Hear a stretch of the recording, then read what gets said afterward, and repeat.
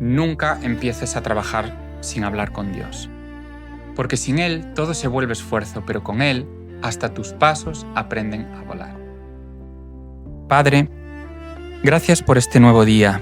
Te pido que bendigas mi trabajo y que, como dice tu palabra, todo lugar donde pisen mis pies sea territorio de bendición. Guía mis manos, mi mente y mi corazón, y que cada tarea que haga hoy lleve tu propósito y refleje tu presencia.